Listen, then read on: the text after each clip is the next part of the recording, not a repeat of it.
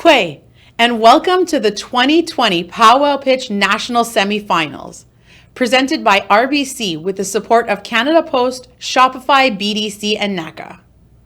Sunshine Tenasco and Indigenous cause, and I am the founder of Pow Wow Pitch. I will be your host for tonight's Pow Wow Pitch National Semi-Finals, where Indigenous entrepreneurs from across Canada will pitch for their chance to win $25,000 in prizes to help them start and scale up their businesses. Thank you for joining us. 6 years ago, I started Pow Wow Pitch with the vision of combining Indigenous culture and social innovation to create a platform to celebrate, showcase, and put the spotlight on Canada's Indigenous entrepreneurs. Over the years, Pow Wow Pitch has supported more than 100 Indigenous entrepreneurs to take their business to the next level, and this week, we will meet 100 more. According to a recent RBC study, Canada's Indigenous population is the fastest growing population in the country, and the Indigenous economy is a $1 billion economy set to grow to $125 billion by 2025. Indigenous people in Canada are starting businesses at 5 times the rate of non-Indigenous people, and Indigenous women are starting up companies at twice the rate as non-Indigenous women. Supporting Indigenous entrepreneurs is more important today than ever before. In our own entrepreneurial pivot in response to COVID-19, this year we are proud to present the 2020 Pow Wow Pitch online and across Canada with the presenting support of RBC and in partnership with Canada Post, Shopify, BDC, and NACCA. Thank you for investing in Indigenous entrepreneurship. We are broadcasting from the Startup Canada studio in Ottawa, Ontario, on unceded and unsurrendered Anishinaabe territory. This summer, applications poured in from across Canada, from nations from coast to coast to coast, like the Salish, Inuit, Métis, Cree, Ojibwe, Anishinaabe, and Mi'kmaq. We shortlisted the top 100 entrepreneurs and matched them with outstanding mentors in the lead up to this week's semifinals. Every night this week, you will have the chance to watch Pow Wow Pitch semi-finalists pitch to our esteemed panel of judges as they compete for a place in the Pow Wow Pitch National Finals taking place on October 20th.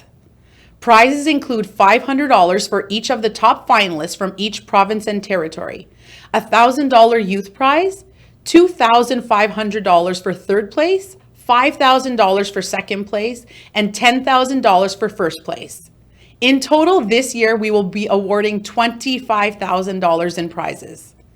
Each semifinalist has 2 minutes for their pitch, followed by a 2-minute Q&A by the judges. Judges are evaluating whether the entrepreneur has clearly communicated their products, services, their value propositions, and their planned pathway to sustainability and success, and whether they are convinced the entrepreneur will follow through. Join the conversation online tonight using hashtag #PowWowPitch and be sure to like, share, comment, and cheer on the support of the entrepreneurs you meet tonight and throughout the week. Let us know who you're rooting for. Let's begin by meeting tonight's esteemed panel of judges.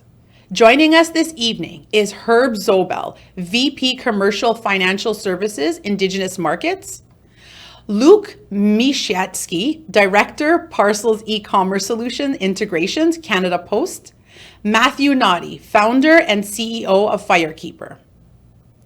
It's time to meet our first cohort of entrepreneurs. Let's have a look at the pitches from just a few moments ago. Are you ready, Canada? Let's get started. First, we have Jeff Brandt, owner End2End.net. I am a citizen of the Mohawk Nation, Tyendinaga Mohawk Territory in Southern Ontario. I have a bachelor's degree in business administration and 20 plus years experience in the field of socioeconomic development. Thank you for giving me the opportunity to talk to you about End2End.net. So, what is End2End.net? Well, End2End.net actually stands for 2 things. It's nation to nation and network to network. And it is a virtual platform that provides a modern space where private sector buyers and private and public sector buyers and sellers can connect with Indigenous businesses. It's really a new way of creating relationships. It combines attributes of LinkedIn, YouTube, Twitter, Instagram, providing an interactive tool for buyers and Indigenous sellers to connect. It's really the new trading post, and allows buyers and sellers to create a relationship, that first fundamental foundation, so that they can carry on a relationship of doing business. It really addresses two problems. From a procurement standpoint, for procurement officers, it's about how do I find the Indigenous businesses that I'm looking for? And for an Indigenous business, it's really about how do I connect with buyers, those who want to buy my products. So I'd encourage you to take 5 minutes after the pitches are all done and just Google Indigenous businesses. Generally, what you're going to find are static websites that only provide tombstone information. There's no interactivity, there's no visual identity for the business. So, and it's contrary to how we consume information today, how we get our information. It lets buyers, end-to-end.net will allow buyers to see what we have to offer through pictures and through videos. It's really doing what our ancestors had done. Instead of going through forests, we're just going through the internet. So this really gives Indigenous businesses what they need most, which is more business. Nawan, thank you. Wow, 2 minutes goes fast. I understand the concept. I'm just wondering, how do you get paid from this? Well, we actually charge the subscriber. So you have to buy a subscription. And it's a subscription because governments, and mainly governments, can't buy memberships into these types of mechanisms, but they can buy subscriptions. So we charge for the subscription, and that's how we generate the revenue. And we have various platforms within our pay structure, the ultimate being a totem subscription, which provides 5 minutes worth of video, countless pictures that can be posted, those types of things. And then what we also do is we take that revenue and we sponsor other Indigenous businesses to escalate their subscription level. Oh, thanks. Hi, Jeff. If you could identify one key gap with your business and moving your business forward, and how you would fill that gap should you win, what would that look like? Well, I think the biggest gap right now, given COVID, is connecting with subscribers, right? Because people can't, we're not meeting, we're not traveling across provincial borders. So I think when I've looked at it, it's really about a multimedia campaign, trying to connect with local subscribers first and working through those existing networks into their national headquarters. Thanks, Jeff. Hi, Jeff. Matt here. Former pitcher. Quick question. What would you do with the money that you won from the Pow Wow pitch? How would that escalate or build your business? Well, it's really going to help with the multimedia campaign that I talked about, is getting the word out there, which is the biggest barrier right now, especially since we can't go and physically be with people. So. Up next, we have Meagan Byrne, owner and lead designer at Lusty Games.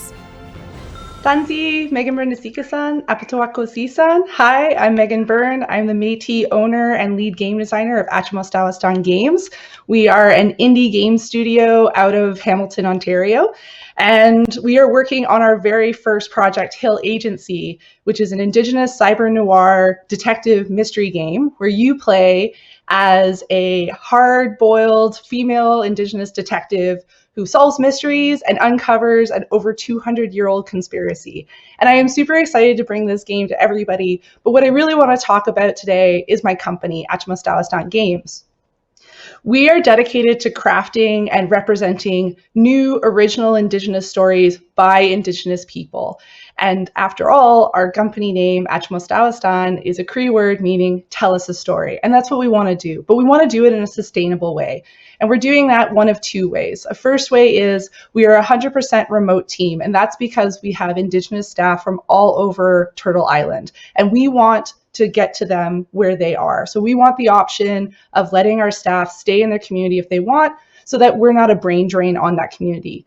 And in addition to that, we also craft new internship opportunities through groups like the First Nations Tech Council, where we develop these working with Indigenous youth and new to Indigenous video games who have the talent but don't have necessarily the skills. So what we do is we create those internships, and then they get to come on, we teach them the skills, and then they get to get paid while finishing up with a game on their resume. So then if they want, they can stay, or they can go out into the world. So that's our company. That's what we're doing right now. That's how we see ourselves moving forward into the future. Thank you. Hi. And I hope you pick us. Thank you. Good job. Thank you, Meagan. Thanks for the good presentation. Just a quick question. How did you get into this industry? Oh my gosh, it's like a long story, but the short one is I was tired of not being able to get full-time work. I was moving from contract to contract. And so I looked at the economic forecast of Canada and I was like, what's big? And video games was top of the list. So I went to school, got a degree, and then started making right away. And I've actually been making video games since about 2014. Oh, great. Thank you. Great pitch, Meagan. Question about how you plan to leverage marketing channels. How are you going to get the word out about your company? Well, we already had a very successful Kickstarter. So we've already got about 300 people who right off the bat without any information about us was interested. And we've been getting a lot of traction within the Indigenous media spaces. And one of the things that we actually want to do, because we're considering Indigenous people as our major market, is we want to be where they are. So our plan is, once we have that product, to actually go on the Pow Wow trail and actually be in that space and have a physical copy for people to just pick up and take home and play. Thank you. Awesome job, Meagan. As a former pitcher, I just have, a little bit not so technical questions, but it sounds like you've had some growth to date, and you're kind of forecasting your growth in the future. Can you expand on where you see you're growing in the kind of the 500-day, 1,000-day benchmarks here? Oh yeah, so our plan is to actually jump into full development of our first game in November with a small team of about 8, majority of which is Indigenous, and we're planning on launching our very first game in October of 2021. After that, we're already planning out for the next 3 years in terms of what we'll be launching. The idea is to also start developing smaller projects. Because we're a new young company, we want to have like quick things. No, that's awesome. I appreciate it. Yeah. Good job. Up next, we have Erica Daniels, Executive Producer, KEQUAHT Productions. Bonjour, Anine. My name is Erica Daniels. I'm Ojibwe from Peguis First Nation. And I'm the founder and owner of KEQUAHT Productions that's based here in Winnipeg, Manitoba. So since 2017, KEQUAHT Productions has produced films, videos, photography, and graphic design. But within the media industry, there's always been an underrepresentation of women, and more so Indigenous women, and change that. I've always been a passionate storyteller, and I'm very dedicated to sharing the stories of my community. And I really hope that I'm able to pave a way for other Indigenous women and young Indigenous storytellers. So I'm an award-winning producer-director. My films have been shared internationally and won national awards, including a Canadian Screen Award nomination last year in 2019. I have over 10 years of experience in the industry, and I've built a large clientele and really respectful partnerships that reach across Canada and into the US. So as a result of COVID-19, it has actually been very benefiting for my particular business. It's really increased the demand for my production services. And within the past about a year and a half, my revenue has doubled, and I am now generating over 6 figures. So I'm really excited for the direction that my business is moving. I've recently moved my head office to an urban reserve here in Winnipeg, and I just really invested so much into growing my business, and I've been able to training opportunities for other Indigenous women to learn and grow within the industry. And I really hope I can continue to expand so that I'm able to provide more employment and training opportunities to emerging Indigenous talent.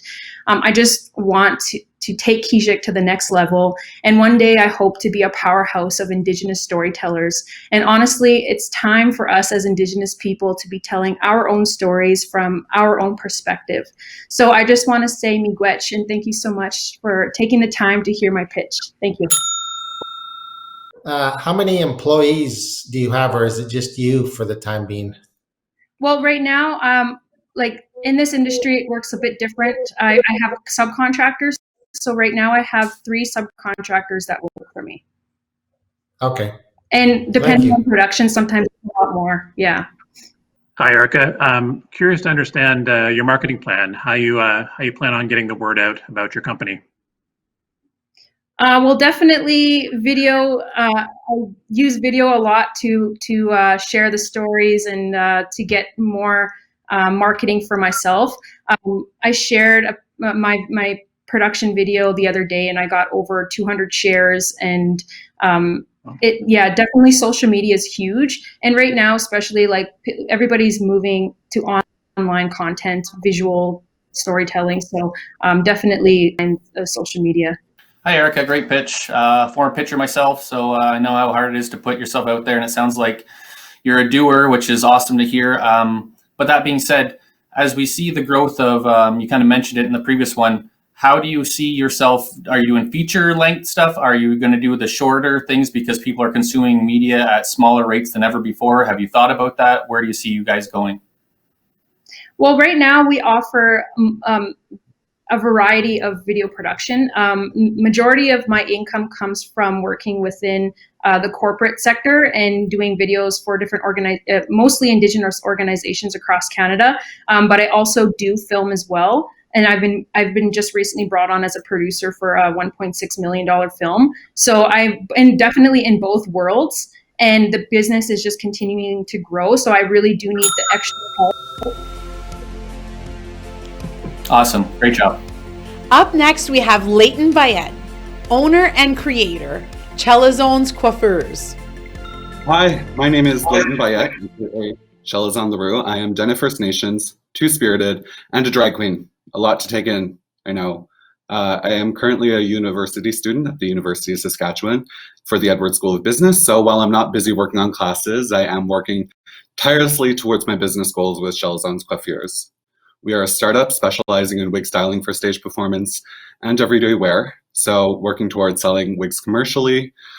Currently, I work with manufacturers who produce a variety of products for me, including synthetic lace front wigs and human hair wigs, as well as other human hair products. We are designing the fiercest wigs in the North.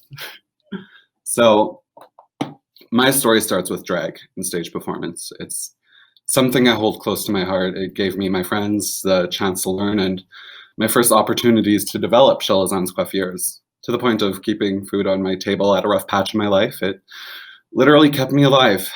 So I'm grateful to have these talents that allow me to thrive in this life. Back to business. I have identified my main demographics. That would be drag artists / stage performers who have supported me from the inception of this business. Women of color who've built this industry from the ground up and supported it for years. And finally, cosplayers who love character creation and expression. Oops, sorry, that's unprofessional. So what makes us unique is that we are an Indigenous and LGBTQ owned business, meaning we understand the power of representation and inclusivity. This business is built upon diversity and serving those who need to see themselves in a positive light. Seeing beauty within your own community is the most impactful and validating experience. With that, I thank you for listening. Just a quick question. How do you advertise or get your product out there? What means do you use? I think it's very important right now in this day and age to use social media as like my main representation. That's my age demographic. That's the kind of people that I want to serve. So I've been using social media for a while to promote my business, and it's actually been also promoted locally by word. So usually when performer sees this product, this hair on themselves, like, who'd you get it done by? They come to me afterwards. So okay, it's self-serving advertising, I guess. Yeah. Hi, Layten. Question for you. If you were to win the Pow Wow Pitch, where would you invest the prize in your business? All right, so 10,000 realistically is not the biggest amount, but it is enough to get started. So I'd use it to buy like a bulk order of wigs. I want to start with 3 main colors. So I want to go blonde, black, and like a random color just to like start off with the basics, just to see how it would run.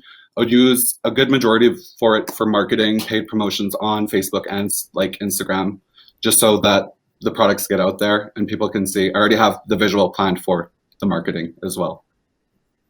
Hi, Layten. Matt Noddy, former pitcher myself. So good on you for getting out there and following your dreams. It sounds like it's a passion project as well. And I find that that actually helps your business as long as you stay business savvy. Sounds like you are. Are you interested in doing wholesale? Are you going direct to consumer? Are you doing both? What's your primary market versus your secondary market, and where do you see it going from here on out? So my main method would just be kind of, I don't want to say the word drop shipping. So bulk order, but I do want to sell like individually. I think that's just like most effective, like per unit. In the future, I think it would be very important to work with theaters, and then that could be sort of like the big orders, I guess. Primary market, artists, performers, secondary market, everyday wear. So good bang for your bucket. Good job. Thanks a lot. Up next, we have Adam Nepon, creator, IKA Healthcare. Indigenous communities have been experiencing gaps in Canada's public service system since their inception. These systems in theory worked, but in practice actually disenfranchised minority communities, and this has come to the forefront in 2020 with discussions on systemic racism when looking at societal inequalities. My name is Adam Nepon from the Red River Métis Nation, and I'm creating a social enterprise called IKA Healthcare. I'm currently partnered with a healthcare agency that has 25 years experience specializing in elder home care.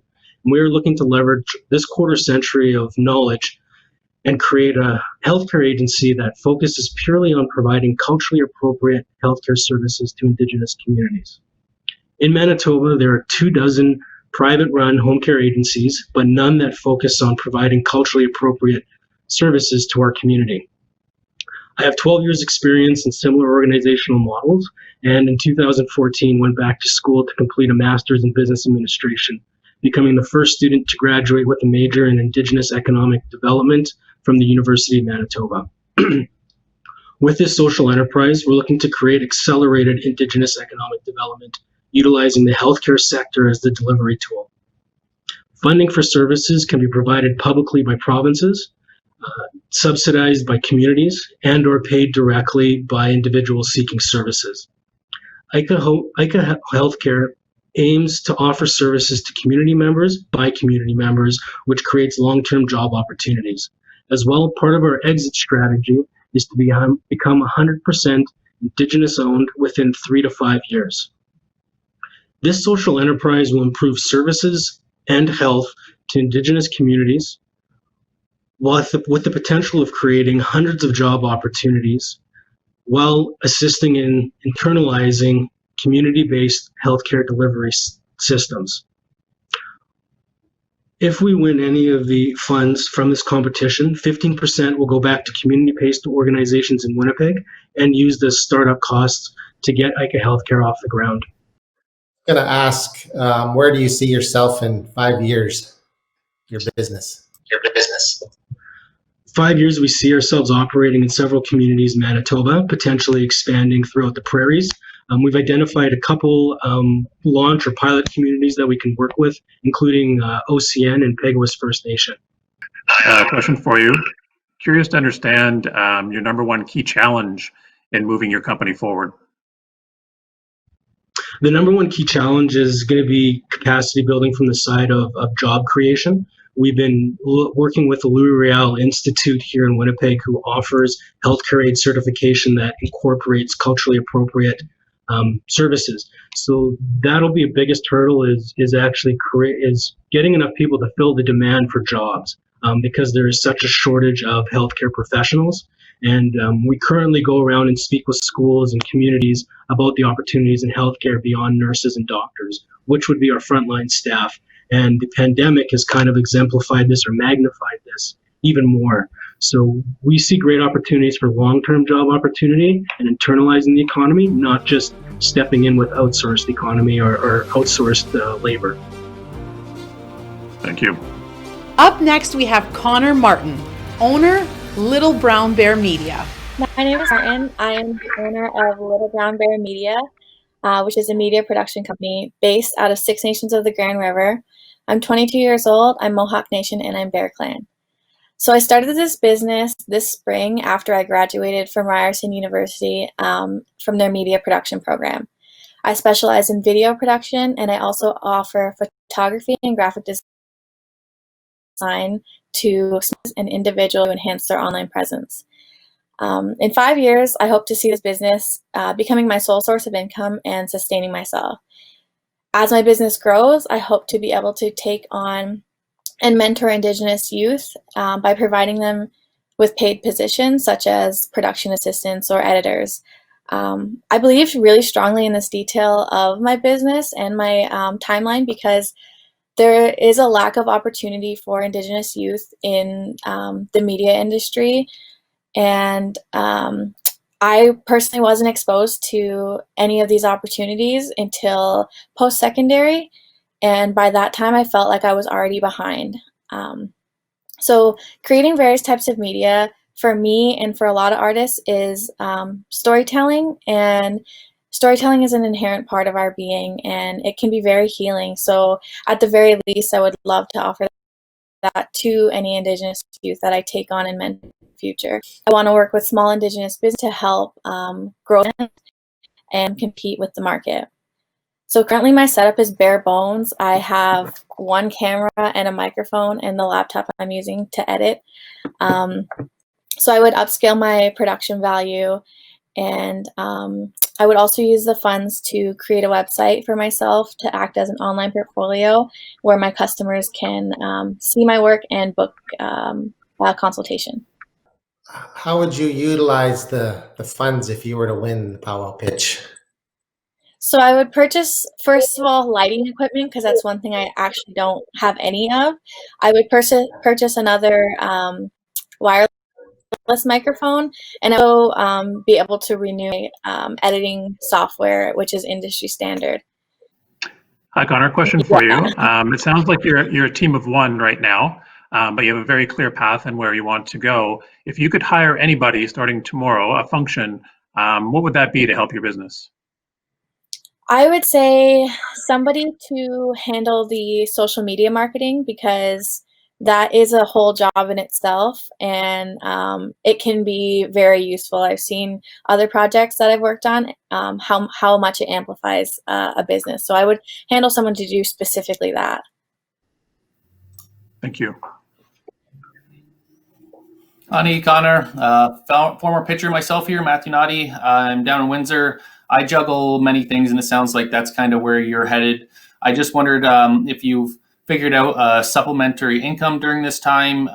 You said you started in spring. It's probably hard to launch a company during the pandemic. So do you have revenues or opportunities lined up? And what do you kind of see yourself doing the next 300, 500 days or so? So I have about 3 recurring clients already. And I have about 3 clients who've purchased one-time services. And out of that, I've come up to just about $2,500. So it's going well. I hope to have at least $2,000 is my goal revenue for the next 12 months, or sorry, 12 per month, 2,000 per month for the next 12 months. Good for you. Good job. Up next, we have Charmaine Starchief, owner, Dakota Spirit Beads and Supply. Hey everyone, my name is Charmaine Starchief. I am the owner and founder of Dakota Spirit Beads and Supply. I am from the White Bear First Nations, but I do reside in Lloydminster. So my store, I do sell beads, craft items for artisans. I've been selling to local schools, organizations, and I do pop-up shops, and that's how I've been marketing my business currently, is through Facebook page, and my group page. So what I do is I go and I set up in local communities and North Battleford in different events, and I go in and set up my store. I have a pretty good following so far. I did open up the middle of May 2020. It was more of like kind of like, it was always something that I always wanted to do. So I just opened it up, just thought it'd be a time passing, extra funds during quarantine. And it kind of took a mind of its own, where it kind of started developing a larger following, more customers. So within the middle of May to the end of August, I did generate revenues of $35,000 in revenue. So with that, it kind of encouraged me that if I had storefronts, better marketing skills, that I can definitely go further with my business. So I do have a website in development right now so that I would be able to reach worldwide. As right now, currently, I am shipping products across North America. So I am doing a lot of my t-shirts. I do a lot of my designing and artists and creations on my own, and I sell those products. And I also like to promote local artists and eventually get into more youth programs for sewing and beauty. If you were to win Pow Wow Pitch, how would you utilize the funds in your business? So with that, I know that I am lacking more of the marketing skills. I do have 6 years of HR experience with Saskatchewan Indian Gaming Authority. So I have worked in the gaming industry, and I know I need to brush up on those marketing skills. So that's basically what I'll be putting my money into. And for more inventory, I'm constantly selling out of all my items, and I don't currently have any loans with anyone else. Everything is coming out of my own pocket and my own fundraising. So definitely would do that. Hi, Charmaine. Hi. Pricing is really important with any kind of product that you sell. You want to be profitable. You want to make it attractive to your audience. Can you give us a bit of insight into how you've decided to price your products? How did I decide to price my product? So my goal was to make things, I know some of our items are overpriced in different areas, especially the one store in North Battleford where I'm trying to open up storefront. I'm actually going to go look at tomorrow. So I want to make it more affordable so that there's a higher profit margin for our artisans, and then that they can create products. So actually people from all over the United States, Ontario, BC, they're buying like elk teeth, different craft items from me because in their areas they're overly high priced. So my price points, I think, is effective because it is profiting me, but it's also gaining those people that want to earn larger profit margins as well, right, with cheaper products. Thank you. Mm-hmm. Hi, Charmaine, fellow former pitcher here. Just quickly, you said the evolution of your business has changed a lot. How did it happen? How did it happen? So what it did was I just kind of opened small, my own little pieces. And then I get a lot of feedback. I get a lot of mentorship from West Women Entrepreneurship of Saskatchewan. And I do talk to Devin Fiddler, who is with She Native. And they kind of help me how to promote, how to market. Up next, we have Violet Duncan, creator, director, Young Warriors. Danse, Nitsigasun, Garaski, Well. Kihuan Cree Nation, Otinia. Hello and welcome. My name is Violet Duncan and I am from Kihuan Cree Nation, and this is my Pow Wow Pitch. As you heard in my first pitch, I am the creative director of Young Warriors Books. I am also the artistic director of Tony Duncan Productions, and I am the mother of 4 amazing children. Throughout my childhood, my parents worked tirelessly to have me and siblings accurately represented in the education system. After becoming a mother and seeing the need for representation was still resounding, I took it upon myself to assist educators find educational material that accurately represents us as Indigenous peoples. I also published 3 children's books: When We Dance, Let's Hoop Dance, and I Am Native. When We Dance is about a mother handing down the traditions of dance to her daughter. Let's Hoop Dance celebrates Indigenous fatherhood. And I Am Native shares a glimpse into a multi-generational Native family.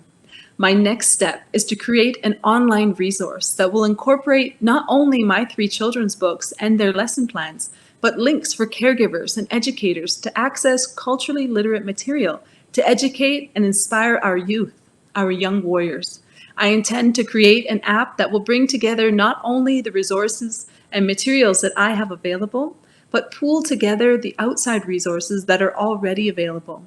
I currently have 50 educators on board and excited for only my lesson plan. Imagine their surprise when they easily can access culturally literate apps, games, art, and music lessons that can be used in their classrooms and learning spaces. If I win Pow Wow Pitch 2020, 7,500 will immediately go to app development, design, creation, and artwork. Thank you so much for listening to my Pow Wow Pitch. Just wondering, have you had any revenues like year to date, or what have you achieved like so far in your business?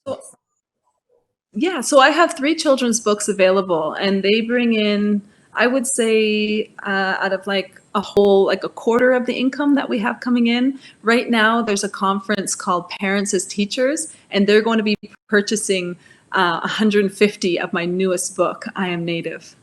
Just another question on your line of books. I'm curious to know where they can be purchased right now, and do you have plans for broader distribution?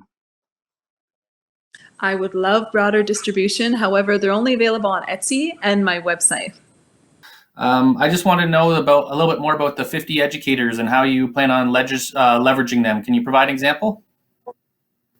Yeah, so I went to the Parents as Teachers last year. I told them about my new book, and they were super excited. And they were the ones that were actually motivating to get it printed this year. So it came out March 2020.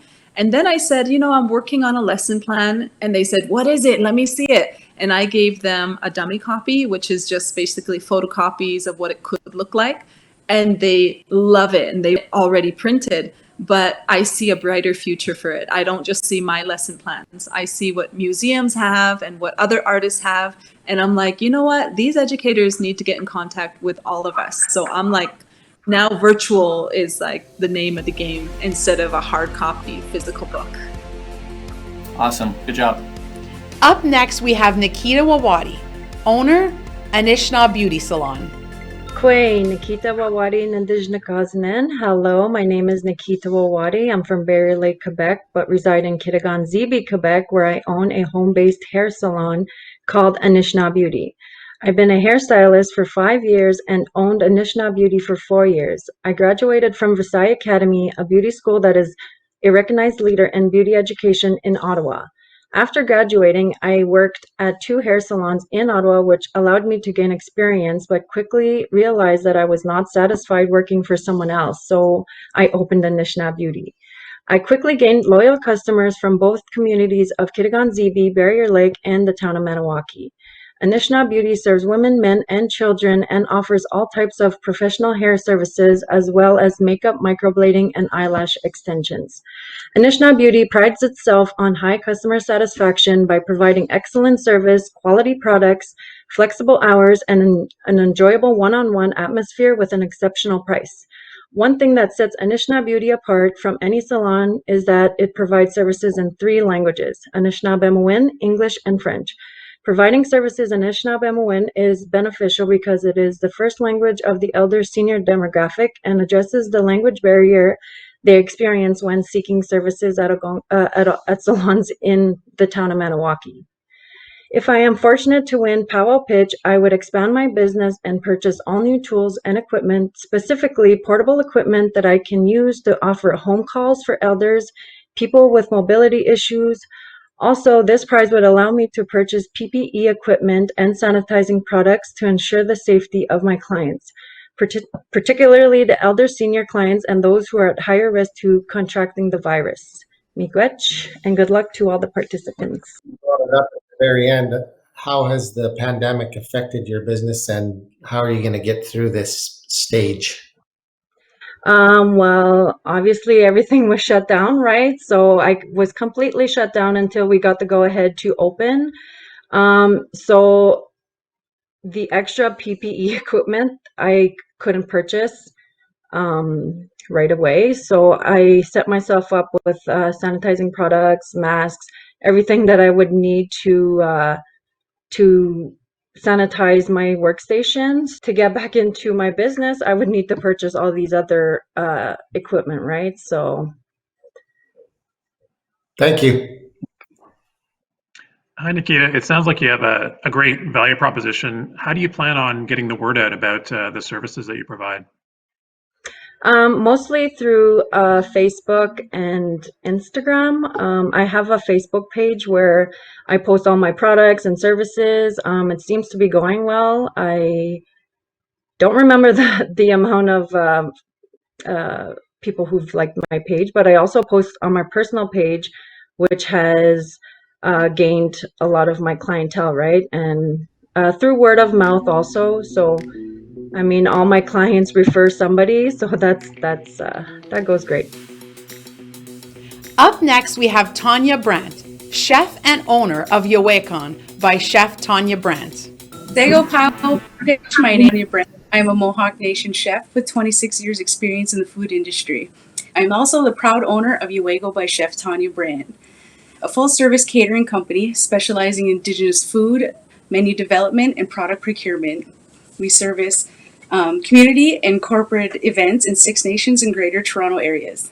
Yowego began in 2017, renting kitchens locally and building Yowego's reputation as a quality food service that collaborates with Indigenous chefs, producers. We have been able to expand Yowego services to a level of world-class service. We cater to communities, universities, and corporate events. Now, the reason I'm here today is Yowego to grow.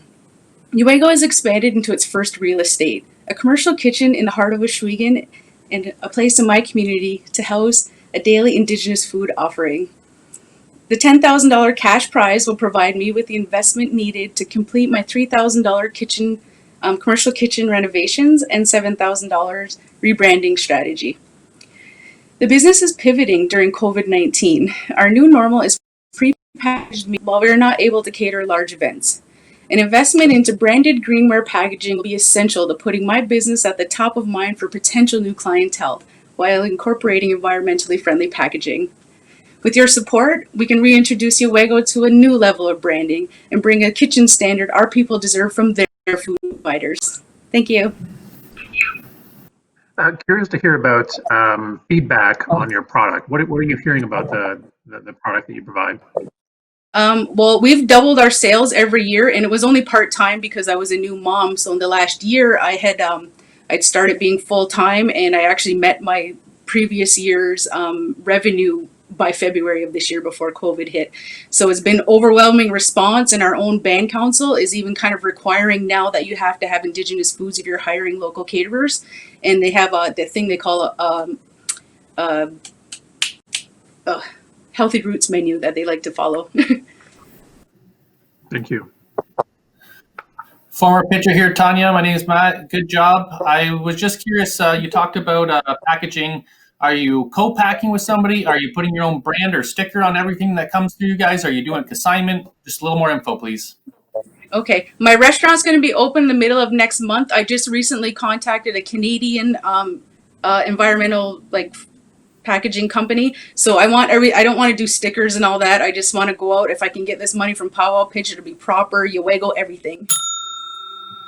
Good job. Keep going. Thank you. Thank you. Up next, we have Tasha Power, Director of Marketing and Brand, Kanatan Health Solutions. I am from Kanatan Health Solutions. Kanatan Health Solutions is a new and innovative way to protect our people from foreign pathogens that come to our homeland. So what we do is we focus on PPE with Indigenous wisdom and style in mind. So we create these beautiful face masks, and we also have our line of hand sanitizer sprays that are sage, cedar, sweetgrass, sweet tobacco, and we also have a line of berry sprays that are strawberry, raspberry, blueberry, and unscented. We sell and make all of these hand sanitizer sprays legally in Canada. We have Health Canada approval, and we do have an NPN and site license so that we can do this legally. We also create and make beautiful face masks. We have 2 designs and many different materials that can be used. So you can purchase these on our website.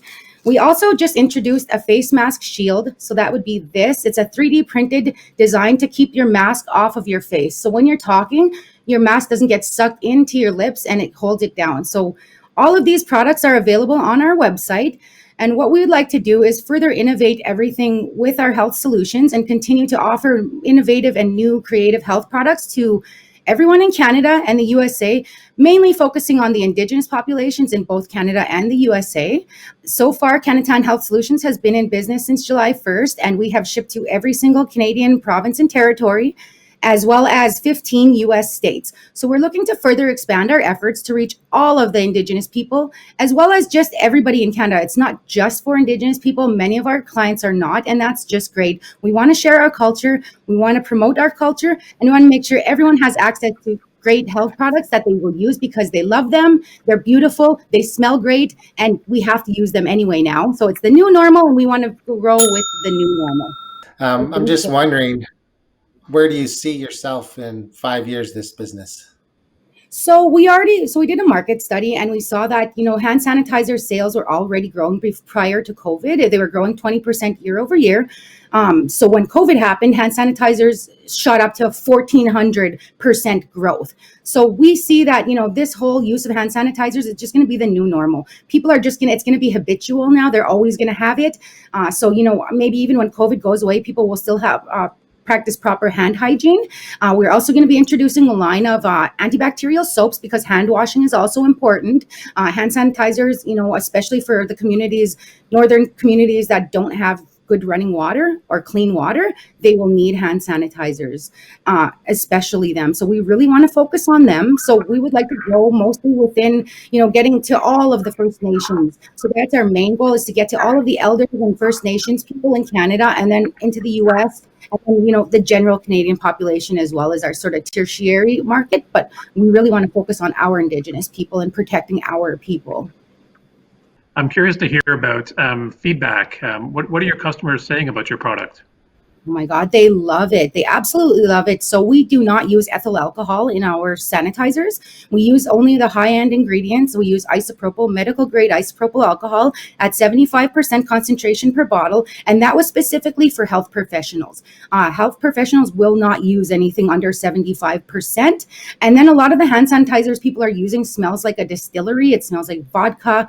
It smells like whiskey, tequila. It really turns people off. And so ours do not smell like that. Ours, once the isopropyl evaporates, it leaves behind the scent of cedar, sweetgrass, sweet tobacco, sage, or the bakery. Up next, we have John Sue, co-owner, Indigenous Innovations Canada. My name is John Sue, and my partner's name is Adrian Beaverbones from the Ochis Band. We are co-founders of Indigenous Innovations, and what we do for the last year and a half is we help First Nations in Vancouver and in Edmonton break down the barriers to accessing healthcare services. Our vision is to be in every major Canadian city across Canada that has a large First Nations population.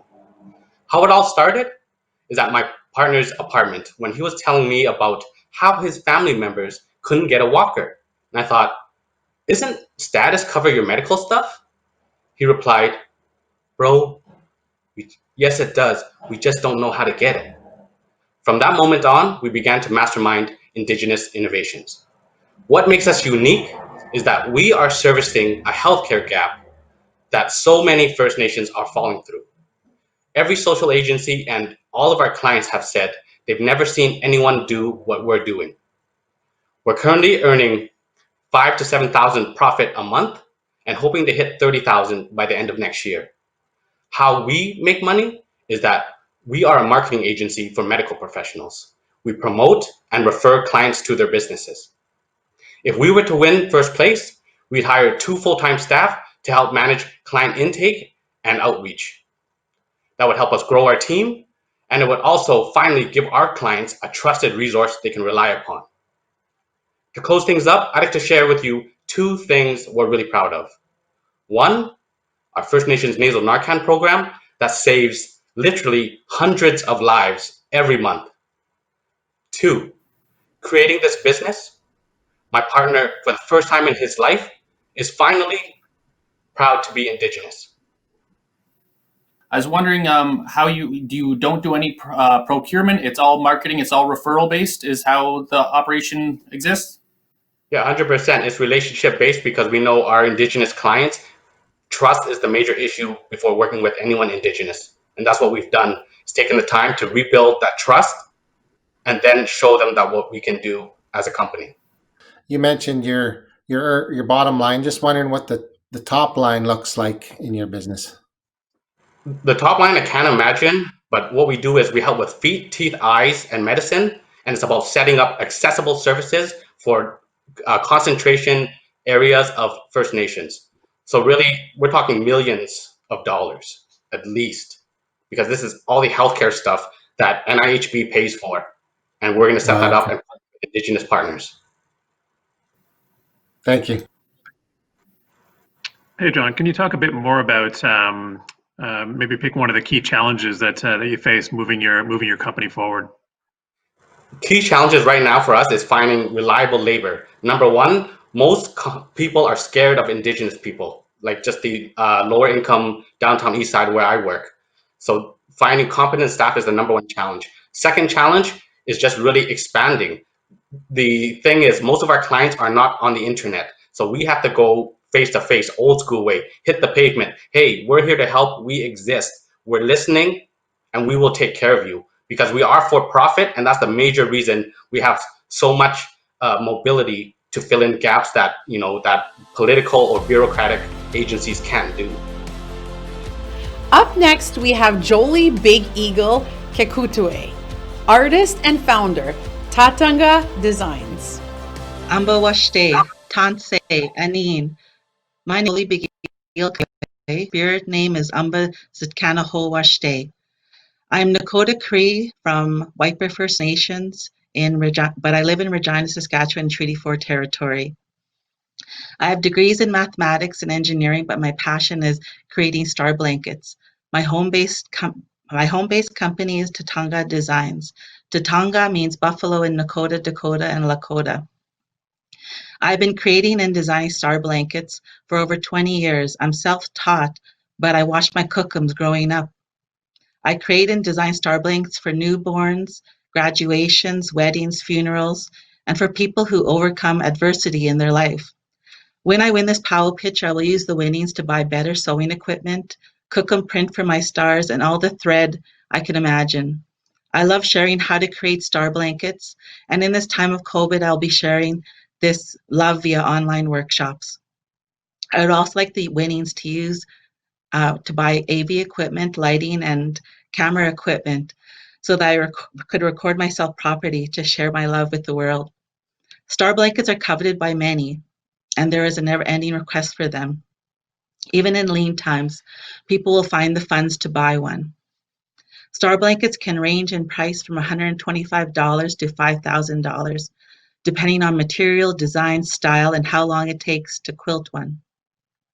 More expensive star blankets are made out of satin or have intricate designs like miniature buffaloes. Buff fabric is one of the big expenses in my business. High-end fabric can cost up to $300 to create one double-sized star blanket. My cookums say that we come from the stars and to the stars we return. My motto is every person, every home should have a star blanket to remind us of these origin stories. How much in sales or revenue would you do on an annual basis? I make about anywhere between 10 to 15 star blankets a year, and I charge anywhere between, my average charging price is about $400. So I make anywhere between $4,000 to $6,000 a year. I'm curious to understand where you're selling your star blankets now, and perhaps in 5 years where you see yourself selling your star blankets. So right now I use social media to share. I also rely on word of mouth. I'm known in the community as a star blanket maker, so I get messages via my inbox, via Messenger, via my Tatanka Designs social media account. Thank you. And for the future, I would hope to share with anybody who would want any of my designs all over the world. Good job, Jolie. I'm a former pitcher myself. It's awesome seeing people step out in the world themselves and do good things at any age, and it's awesome to see you continuing with your dream and passion. I was wondering how you plan on scaling this project up. So if you do 10 to 15, how do you see yourself getting to 30 blankets a year, or maybe even 60 or 90? Do you have that figured out yet? Well, I have, my husband helps me, but I also have family members who are interested in learning. I have community members who also are interested in providing the star tops so that I can piece other pieces together to be able to quilt more. I recently got a grant where I bought a bigger sewing machine called the quilting machine. So that's going to enable me to speed it up a bit. Yeah. Good job. Keep going. Up next, we have Lynn-Marie Angus, co-owner, Sister Sage. Hi, I'm Lynn-Marie Angus, co-founder of Sister Sage, an Indigenous wellness brand located in New Westminster, BC. We're from the Gitgatla, Niska, Cree, and Métis nations. My sister and I use our traditional knowledge and ingredients to create handmade self-care and wellness products. Our soaps, smokeless smudge sprays, salves, and bath bombs are all created with Mother Earth in mind. Our mission is to inspire other Indigenous women and youth to define their own financial futures through business. We believe the fastest way to economic reconciliation is through Indigenous business. We began Sister Sage in September 2018. Over the past 2 years, we have grown our business exponentially. Year 1, we made $5,000. Year 2, we grew 500%. And this year to date, we have grown another 520%. Continuing this trend will see our sales at $3.5 million within 2 years. We are quickly becoming popular on social media, and we use our platform to educate and raise awareness of Indigenous issues. We are working on the world's to-do list. We are working on a minimum of 9 of the 17 United Nations Sustainable Development Goals, such as life below water, good health and well-being, and reduced inequalities. This year, Sister Sage has been nominated for Business of the Year through BC Achievement Awards and chosen as one of BC's top 30 most inspiring women. We also won New Westminster's Level Up My Brand contest. We not only create culturally appropriate products, we also are involved in the community with donations, workshops, and lectures. I spoke at the Indigenous Services Canada Joint Gathering on the youth panel and gave lectures for UBC business students. I will be speaking for the National Aboriginal Trust Youth Conference in October.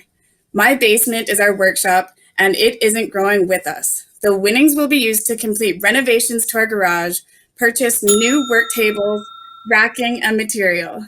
I'm just wondering, where do you get your product from? Do you source it from somewhere else, or do you create this yourself?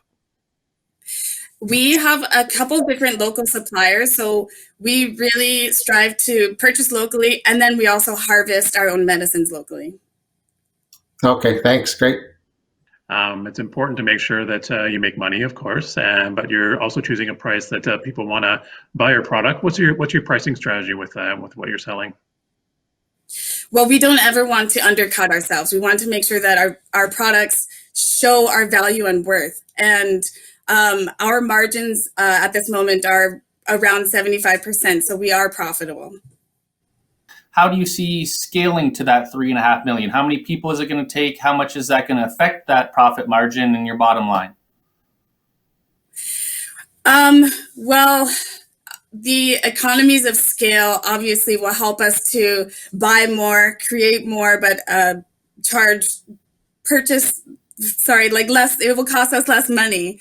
Right now, the garage will give us 500 square feet, so that we'll be able to grow our team, create more product, cure more soap, and then in the future, ideally open up larger warehouses where we can scale. Perfect, thank you. Good job. Up next, we have Tressa Lusty, yoga teacher, Healing Spirit Yoga. Okay, my name is Niitaikokomi. I am a yoga teacher, healer, and entrepreneur. I am the founder, owner, and teacher of Healing Spirit Yoga. Today I am pitching to you from home, located here on the traditional territories of the Blackfoot Confederacy.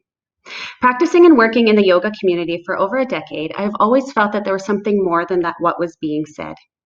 Led by curiosity, sobriety, and a need for change, I took it alone and earned my 200 yoga teacher training.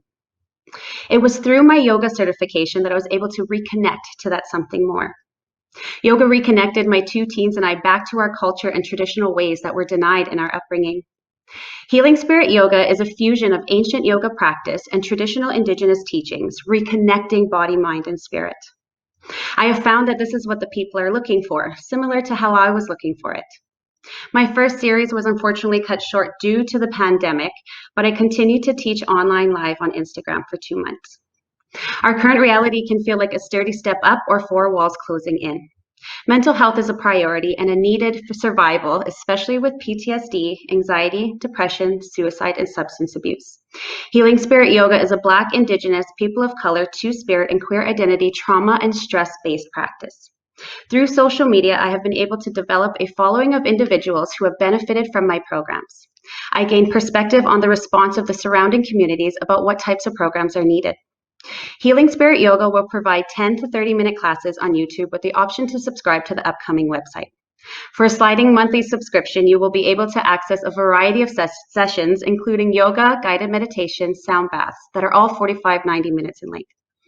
I feel that I am the best candidate to win Pow Wow Pitch 2020. I would use the $10,000 to purchase a laptop, camera, accessories for filming.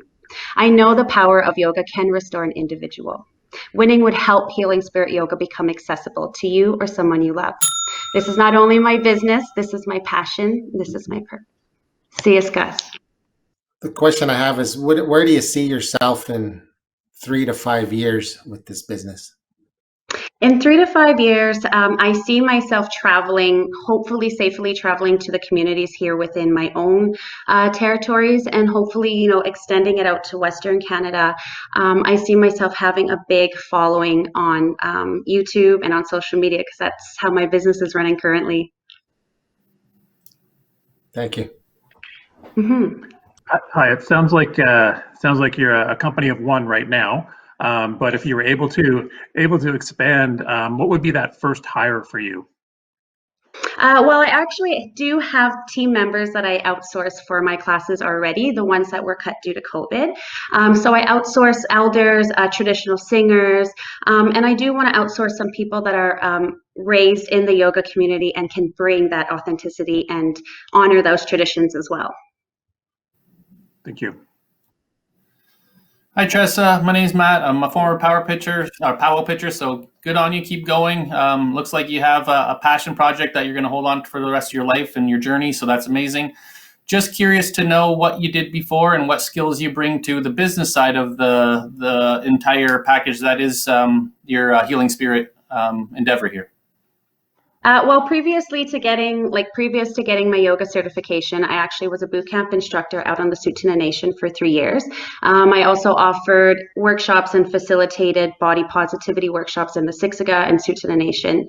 I was in the high schools a couple times, and I'm a single mother of 2, so I know how to work hard, I know how to get things done, and I know how to keep things going even when you face so many obstacles. So, yeah. That's awesome. Thanks. Good luck. Thank you. Thank you. Thank you. Next, we have Leigh Joseph, owner Squalwen Botanicals. Hasqual, Leigh Joseph, Queensna, Sanachin Tala, Skooma Shokomeo, Aunwanoxton, Squalwen, Eofton Sequatal. My name is Leigh Joseph, and I'm from the Squamish Nation. I'm the founder and owner of Squalwen Botanicals. Squalwen is an Indigenous skincare and wellness brand that's centered on culturally important relationships with plants. I am also a doctoral candidate and a researcher in the field of ethnobotany, which explores the cultural interrelationships between people and plants and health. In my research, I've focused a lot on what it means to connect to health through an Indigenous lens in connection to plant-based knowledge. The inspiration for my name, Squalwen, came from the meaning, which is spiritual heart or essence of being, and this really captures what it means for me to be on the land and harvesting. My vision is to contribute to knowledge renewal in the area of cultural plant knowledge and relationships in my community and other Indigenous communities, and also to increase positive representation in the small business space, as well as my academic research space. My business started as a creative outlet for my research and a way for me to explore my own hands-on learning with plant knowledge and to bring that into my home and into my community. And I started Squalwen 3 years ago in order to share that with a wider audience. The foundation of Squalwen is to share clean and effective plant-based skincare products that celebrate Indigenous knowledge.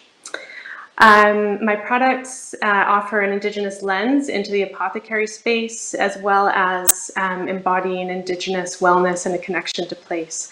If I was to win this competition, I would invest in some equipment to help my home-based, scale my home-based production for my team and I, as well as level up my packaging to enhance my overall brand experience for my customer base in terms of how they interface and interact with my brand and its context and story. How have your revenues been, your sales, on a monthly or annual basis? Yeah, so this year they've increased 300%. I've just passed the 160,000 mark for direct online sales, and that's been about 300% growth since last year. I rebranded about a year ago under my new name, Squalwen Botanicals. Oh, great. Can you speak a bit more about where you source your raw materials for your product? Yeah. So I harvest some of the key plant ingredients, and I've formulated my recipe, or sort of set up my formulations so that they don't rely on huge amounts of plant materials. That being said, in terms of the wild harvested and the native plant botanicals, I am doing a combination of working with local organic farmers to also plant some of these plants. In terms of my other raw materials, I work with sustainable suppliers for things like plant oils and plant butters. And I'm just in the process now of looking at how to source and purchase in larger volumes and quantities at the same time as doing my due diligence to understand the sustainability of the places that I'm purchasing from. Up next, we have Season Kirkwood, owner and director, Chelazon. Hi, I'm Season Kirkwood. I'm from Southeast Manitoba. I run Chelazon. I'm an outdoor experiential recreation program and day camps for kids age 6 to 12. 2020 was supposed to be our official launch year into the day camp program. We had been canvassing across Manitoba with our programs, but due to the COVID-19, it kind of put a dent in our plans. With programs closing and communities closing shop, I didn't think I was going to have a company to recover come the summertime. But fortunately, I presented myself with the challenges that were ahead of me, and I decided that maybe it's time that I hone in on my experience building my business to help teach other people to run their own outdoor recreation programs in their own communities, therefore creating Chelazon's network across the province where we can start teaching kids and families how to participate in outdoor recreation. We all know it's easy for people to show up with equipment and encourage kids to play. Mostly they just need a handout into the natural world to become engaged in activities.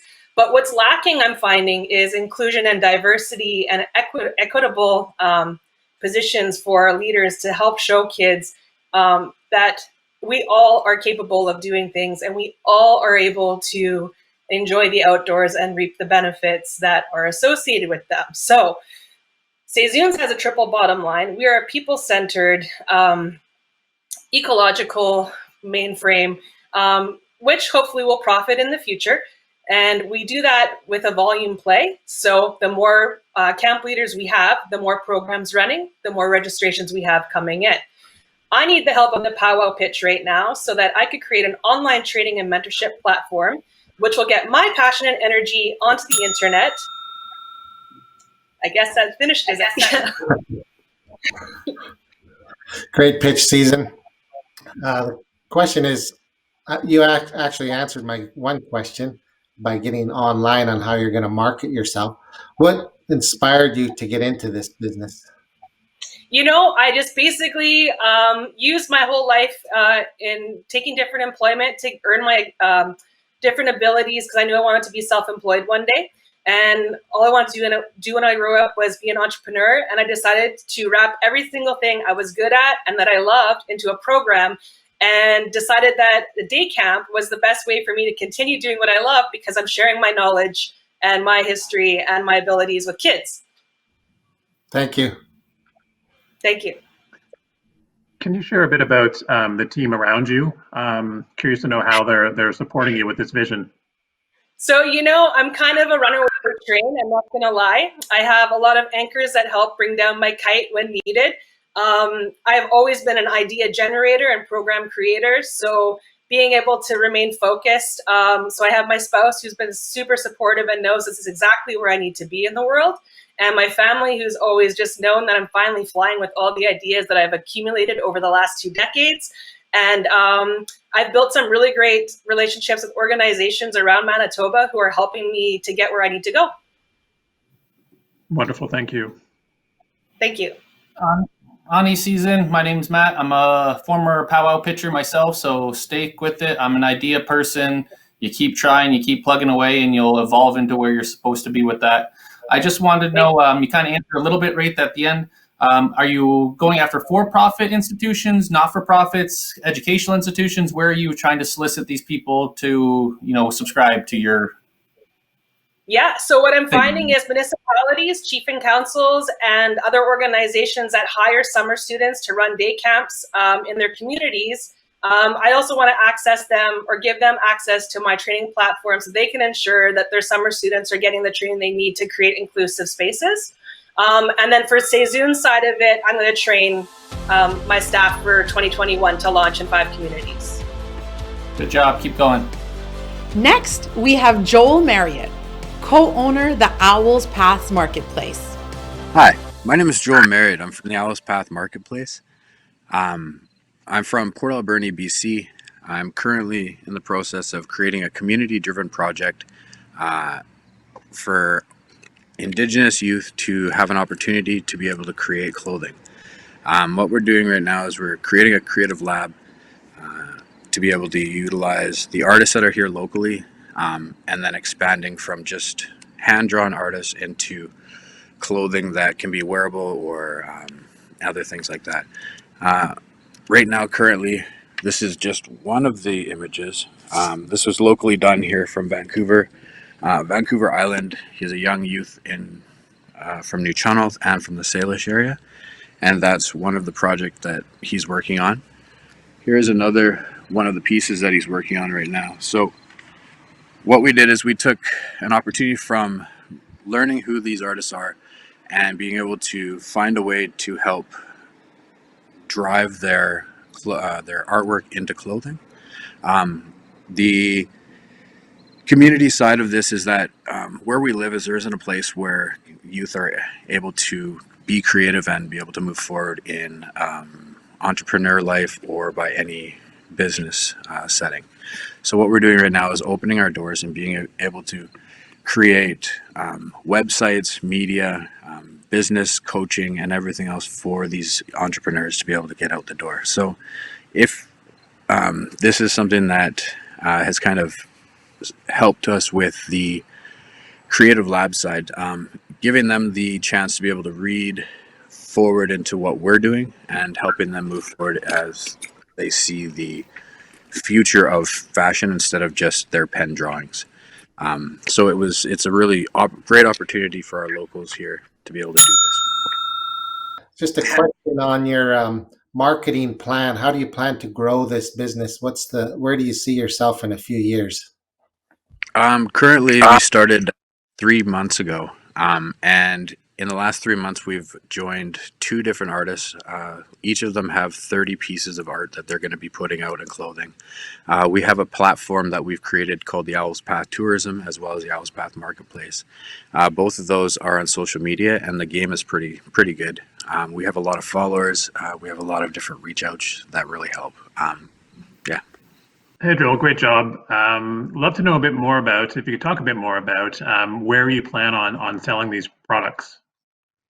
Okay, so we do have a local business on 3rd Avenue in Port Alberni, but we also are online. So we do a lot of stuff through social media. We have a platform, our own website that we run. We do all the website work ourselves, all the media, the photos, videos, everything. So it makes it easier for us to be able to move these artists through and forward through that platform. Ani, Joel, former Pow Wow pitcher myself, believe in the process. The pitch works. It's good practice. It's good networking. I just, it sounds like you kind of have half a consultancy vibe, half of incubator vibe. Are you doing by consignment with these artists? How are you monetizing it for yourself and the artist? So what we're doing right now is we've got it so a royalty. We've set everything up in a 1/3 to the artist, 1/3 to the project or the program that we're working. So, and then 1/3 to the business. The 1/3 goes into, when it's into the business, it's for marketing purposes, for product, for ink, for shirts, whatever it is that they need. And then the next spot is the website for them to be able to have that out. Perfect. Good job. Up next, we have Edie Assinewe, co-founder Assinewe Jewelry. Hello, my name is Edie Assinewe. I'm Anishinaabe from Sagamok, Anishinaabeg, and living in Toronto. I'm the co-founder of Assinewe Jewelry with my twin sister, Jacqueline. Assinewe Jewelry sells beaded and polymer clay earrings, and we currently have 10 pairs of beaded earrings and 2 collections of clay earrings. I'm currently wearing a pair of beaded earrings, and These are our best-selling floral clay earrings. And we offer a wide range of price points across our product offering, which makes owning a piece from Assinewe jewelry accessible and attainable. We designed our business model to have items available at all times. Because the beaded earrings take longer to produce, we created clay earrings to help meet demand. And we are unique because we incorporate language and traditions into our website and products. Our beaded earrings are named in the Anishinaabemowin language, and the beadwork has a strong influence of traditional Ojibwe styles and techniques. So we launched our website and our first collection on August 1st of this year. The Assinewe jewelry team consists of myself and my sister Jacqueline. I take on the production of the beadwork and Jacqueline produces the clay earrings. We both work as a team on the website, marketing, and shipping.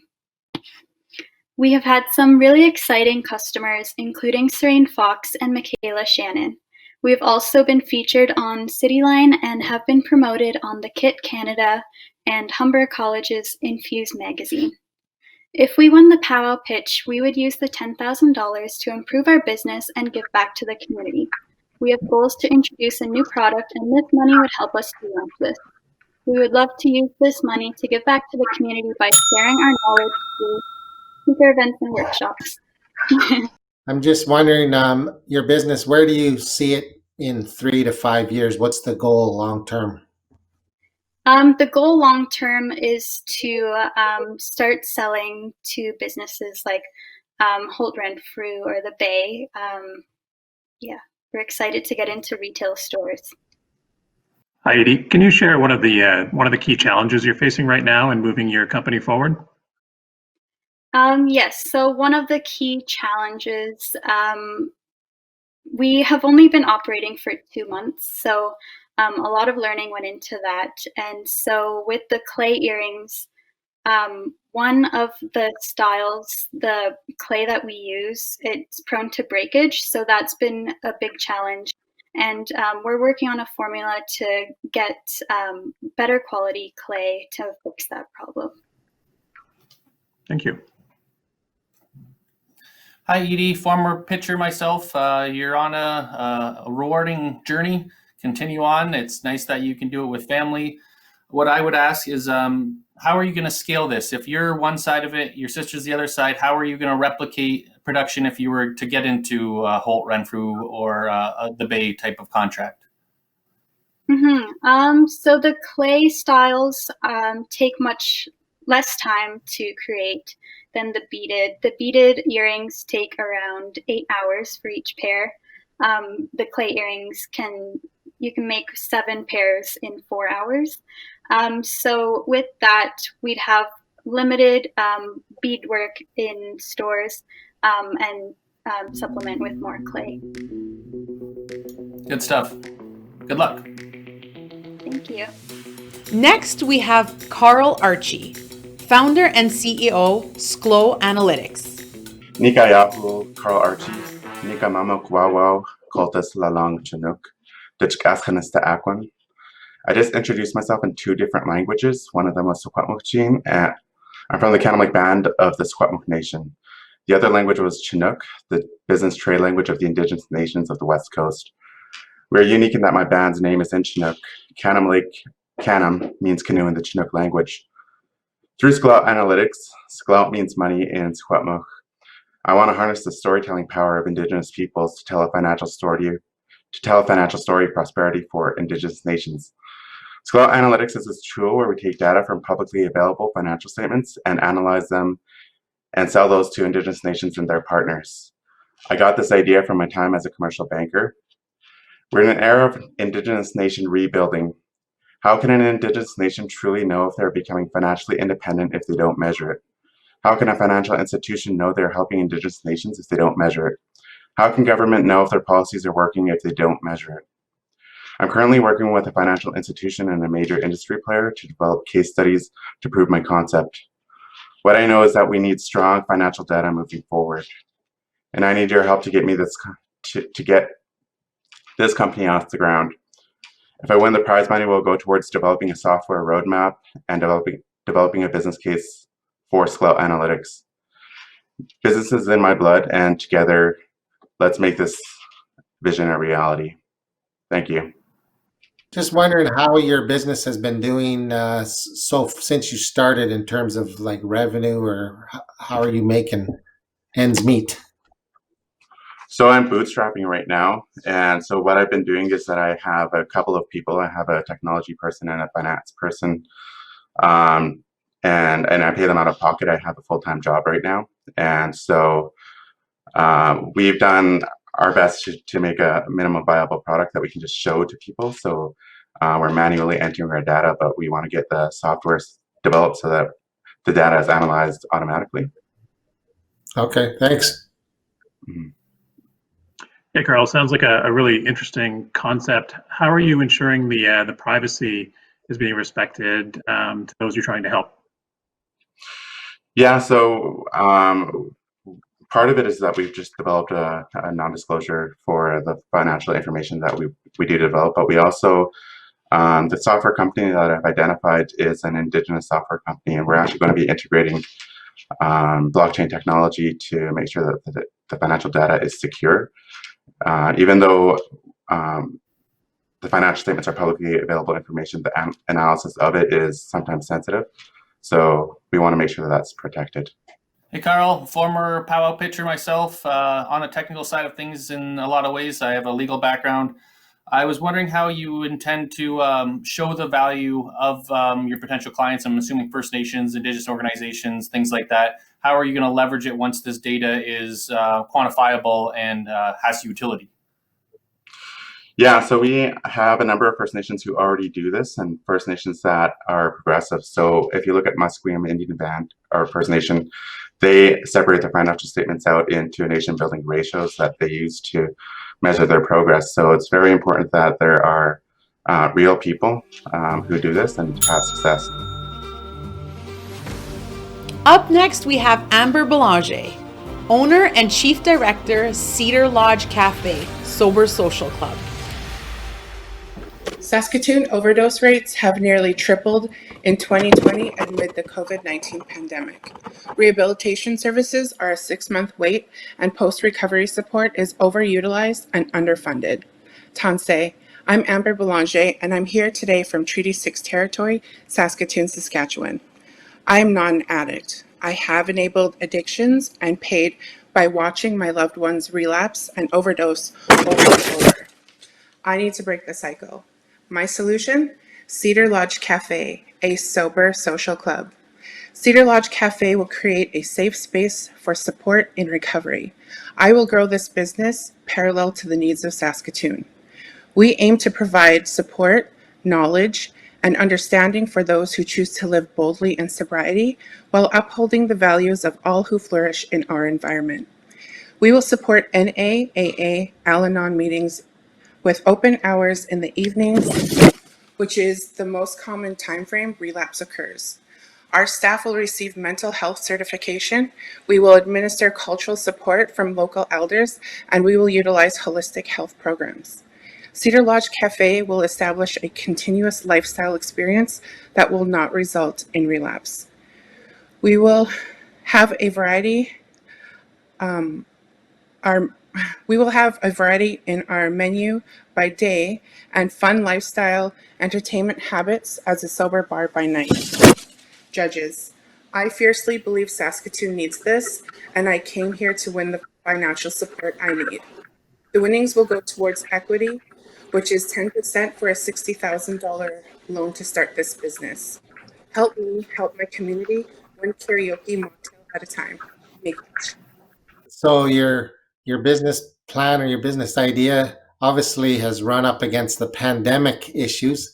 How do you plan to deal with the pandemic restraints?